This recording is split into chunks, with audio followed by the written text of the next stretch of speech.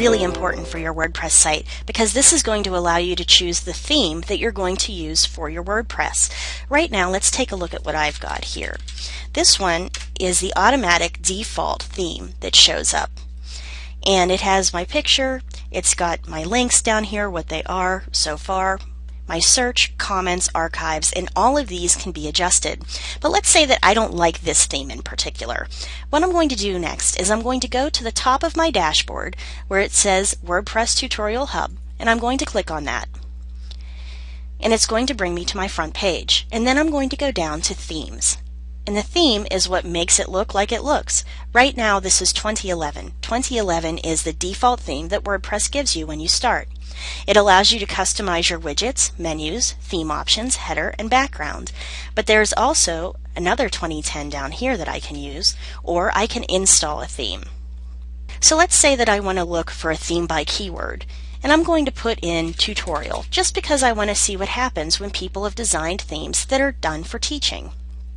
And this is going to show me a few that come up with that particular keyword. Or I can go by author or tag.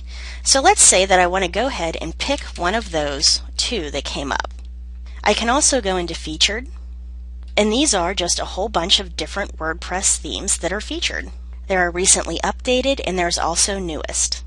So I'm just going to pick this one. It's called Catchbox, and I'm going to click install. It's installing my theme, and it's done. So I'm going to click Live Preview. And this is going to show me what my site will look like with this theme.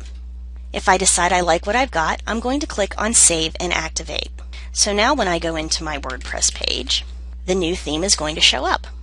So I've got home and sample page just like before, but I can go ahead in and I can change all kinds of things about this page.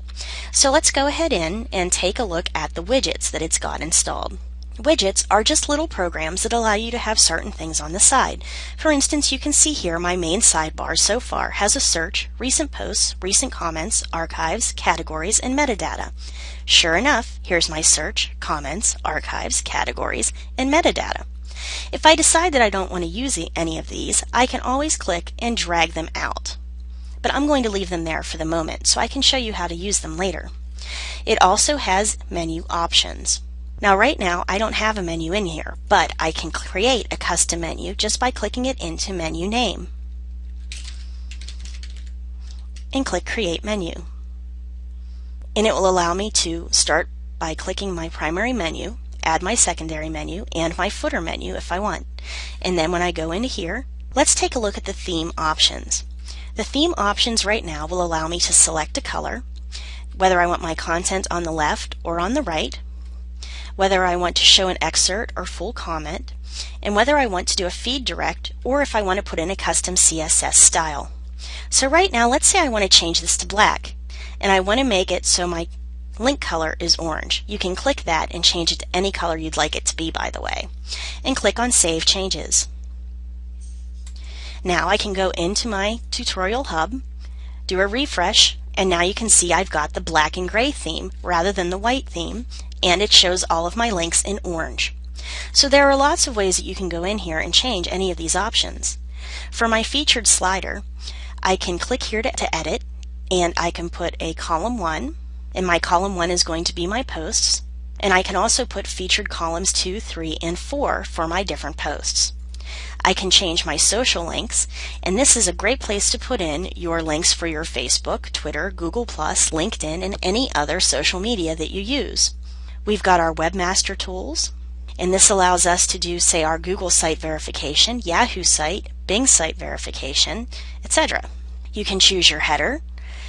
You can either keep it the way it is, or you can put in another picture, and the picture should basically be the size and shape of your header. And I'm just going to go ahead in and just choose a random picture and put that in. And I'm going to upload it and crop and publish. Or I can choose one of these pictures. I can remove my header image.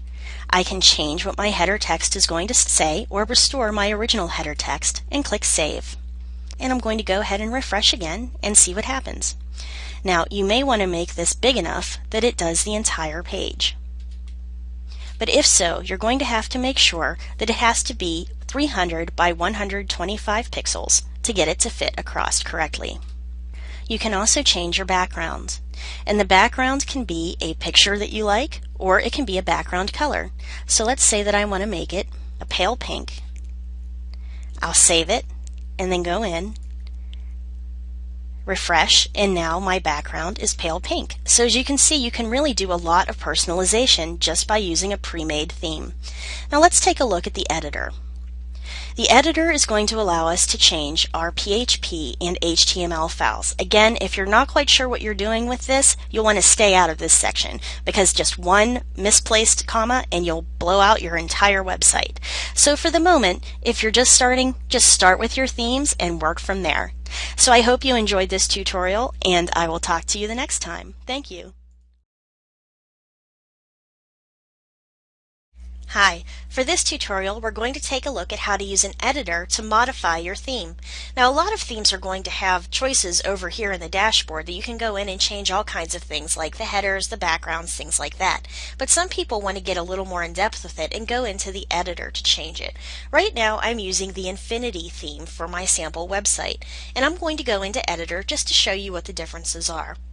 As I've said before, you should only get into the editor if you know how to write HTML and you're very comfortable with it.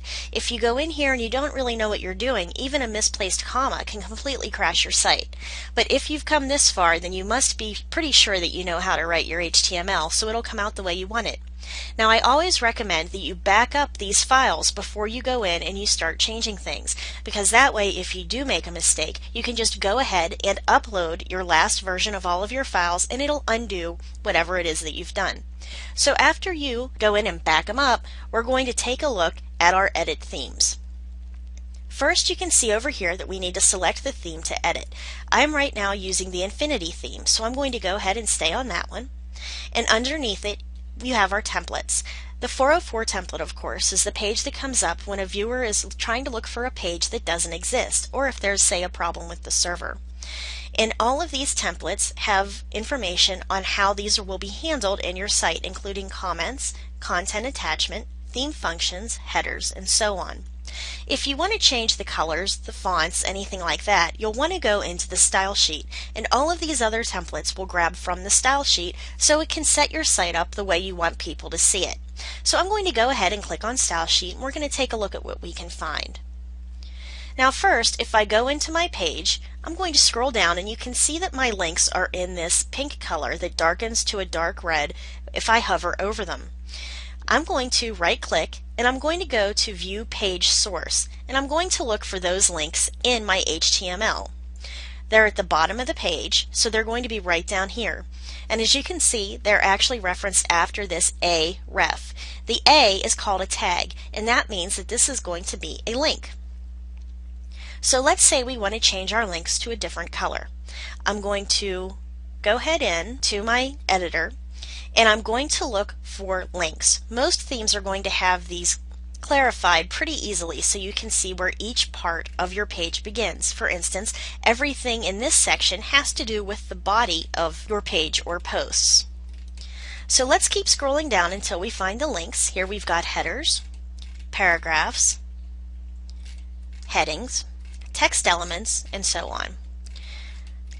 So once I get down to the links, you'll see that right now we've got a color marked as CC0066, and that's a hex color. It's a web-based color in HTML that will tell your computer which color to show this part of the page. So the CC0066 is for the A tag, visited, meaning I've already visited this one before. And you can see that they turn dark red once I've already visited them. So I know that this color is represented by that number. This number, which is the hover, is the color that happens if I hover my mouse over top of my links. So let's go ahead and change the color of those links so they more closely match the rest of the page.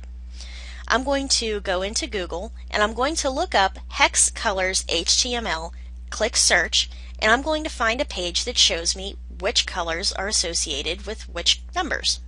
So let's say I want to pick a blue. I'm going to go ahead in, pick a color, and this is going to be the color that I'm going to use when someone is hovering over my link. So I'm going to click across that number, hit copy, go back into my WordPress editor, and with my hover, I'm going to go in and paste that number and the hash mark over that existing color. And I'm going to go down and click Update File. I'm going to go back into my page and I'm going to refresh it so it will put into effect those changes that I just made. And now you can see when I hover that it turns dark blue. So let's go ahead and pick a color for pages that I've already been to. And I'm going to pick a lighter blue for this one. I'm going to again copy that color and I'm going to come in and paste it over the existing color, scroll down and update it, and again refresh. And now you can see all of my links that I've gone to have turned pale blue, and they still turn darker blue if I've already gone to them. Now this is going to work for each of the links on this page. So that's an example of how you can get into the editor part of your WordPress page and you can make it really personalized, even beyond what the theme allows you to do over in the dashboard. So if you're curious about how to make something happen, you're not quite sure how to find it, it's always useful to just type what you're trying to do into Google, and chances are someone else has tried to do it too, and they can lead you in the right direction. So I hope you enjoyed this tutorial, and I hope I'll catch you at the next one. Thanks for listening.